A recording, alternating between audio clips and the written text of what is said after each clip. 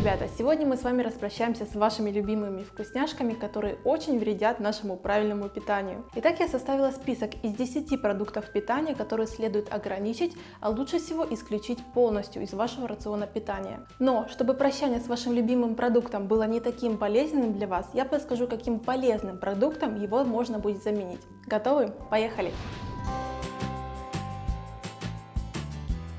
И первый вредный продукт – это сухой корм. Так можно назвать чипсы и сухарики. Вечная любовь подростков и даже взрослых.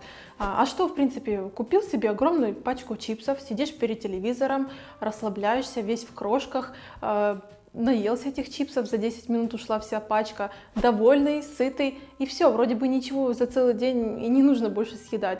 Я еще молчу о том, чем запивают эти чипсы. Так вот, я хочу, чтобы вы знали, в составе чипсов и сухариков выявлено такое вещество, как акриламид. Это белое или прозрачное вещество, которое влияет на нашу нервную систему и по отзывам онкологов является причиной генетических мутаций и даже опухолей. И это вещество образуется в результате нагревания богатой углеводами пищи. А я думаю, чипсы и сухарики жарятся в масле, точно не 1-2 раза. Любителям что-то погрызть у телевизора можно предложить сушеные фрукты, которые вы же сделали сами.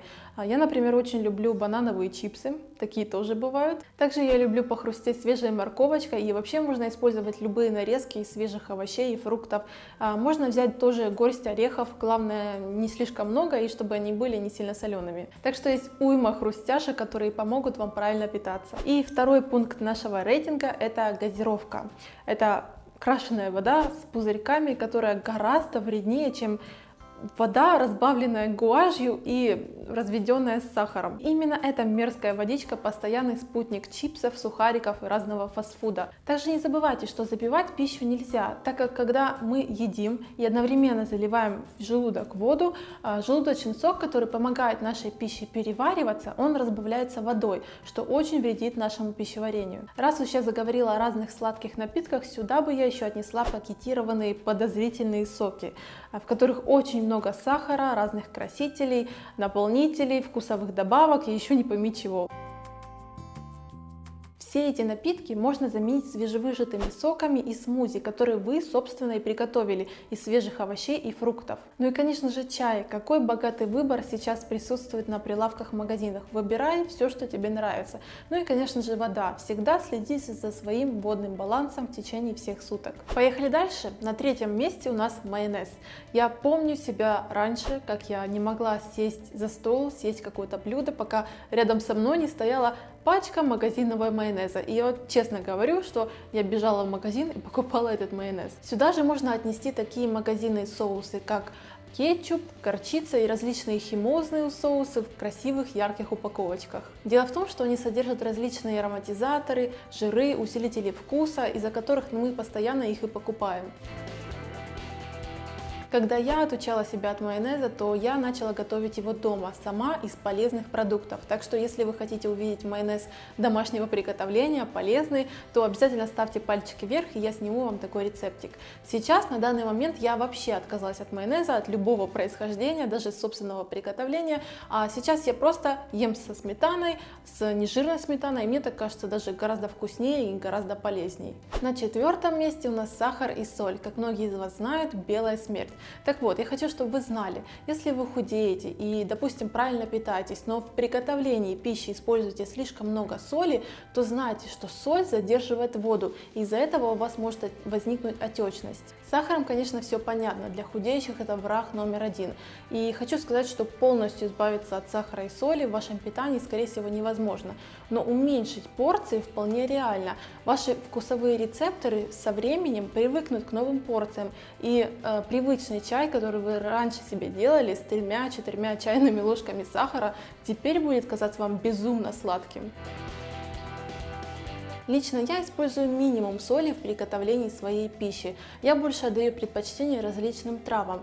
Также не путайте травы с приправами наподобие галины бланки. В их составе ничего полезного вы точно не найдете. Что касается сахара, то сахар можно заменить на мед, но не подвергая его термической обработке, так как он просто потеряет все свои полезные свойства и станет обычным сахаром. Также можно использовать такой натуральный сахарозаменитель, как стевия. И переходим к пятому месту. На пятом месте у нас различные колбасы, копчености и полуфабрикаты. Это те продукты, которые также должны покинуть ваш рацион питания и ваш холодильник. Кто знает, из чего состоят сосиски, которые вы вчера купили? Может, они вчера ползали или летали, и вообще сколько им недель? Как-то мне посчастливилось наблюдать такую ситуацию, как продавщица вытаскивала сосиски из прилавка и потом вымывала их в посудине с моющим средством. Я думаю, после такой картины страшно представить, что происходит с копченостями и кто вообще лепит пельмени, которые лежат сейчас у вас в тарелочке.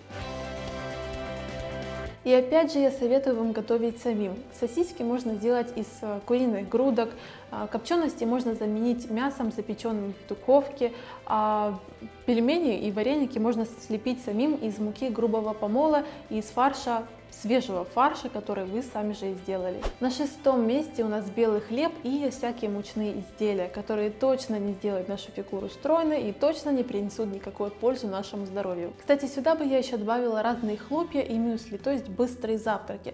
Это же простой ком, который застрянет у вас в желудке, и через час вы опять захотите есть. Дело в том, что мука или хлопья или овсянка быстрого приготовления очищена от клетчатки, чтобы она быстро приготовилась. Вот и все, там никакой пользы нет. Просто скажите бабушке или маме, чтобы она пекла булочки из муки грубого помола или манки или овсянки первого сорта. Хлеб можно заменить на цельнозерновой. А завтрак не ленитесь приготовить из круп первого сорта с добавлением свежих фруктов. А дальше у нас сладкая слабость девушек. Из самых вредных сладостей можно выделить шоколадные батончики, разные готовые пирожные в красивых цветных упаковках, мармелад, жвачки и разные леденцы. Все это вместе гораздо вреднее, чем торт, который вы приготовили сами. В таких продуктах содержится очень много искусственных красителей и ароматизаторов. Мы уже говорили с вами на тему сладостей, и я еще раз повторюсь, сладкое может быть полезным и иногда даже очень нужным, но только тогда, когда вы приготовили его сами из полезных продуктов и съели его, конечно же, до 12 часов дня.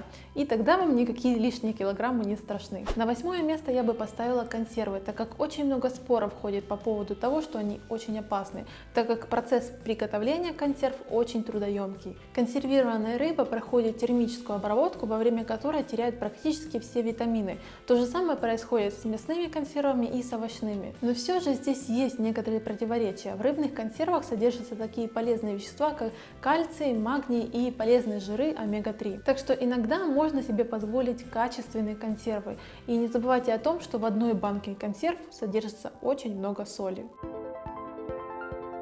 Выход из этой ситуации опять же свежие продукты или консервы собственного приготовления. На 9 место я поставлю продукты, которые вы жарите на большом количестве масла и которые считаются очень калорийными. При обработке продуктов высокими температурами жиры превращаются в трансжиры, что ведет к увеличению концентрации холестерина в вашей крови.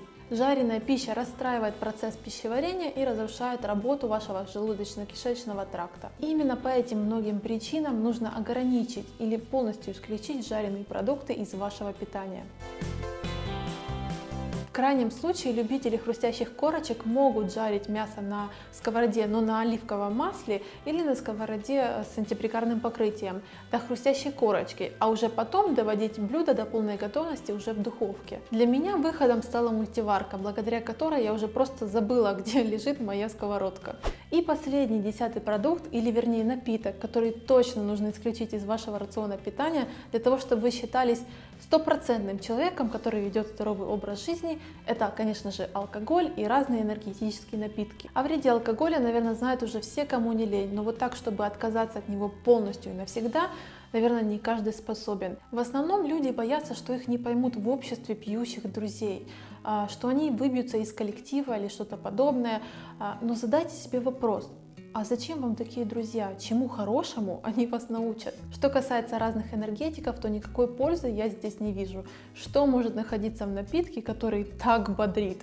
И какая может быть идти речь здесь о правильном питании? И в обратном меня никто не переубедит. Главный шаг на пути к избавлению от таких вредных напитков – это осознание того, что ты вливаешь в себя яд. Осознание себя как личности, осознание того, что тебе это не нужно, что друзья, которые пьют, это не главное, главное ты и главное твое здоровье. Ну что, ребят, вот 10 продуктов, избавившись от которых ваша жизнь, ваше питание, ваше здоровье станет чище. И правильное питание, здоровый образ жизни вам будет даваться гораздо легче. Напишите в комментариях, от каких продуктов вам уже удалось избавиться и с какими продуктами вам тяжелее всего распрощаться. Жду ваши ответы внизу под видео, а мы с вами встретимся в пятницу. Всех целую. Пока!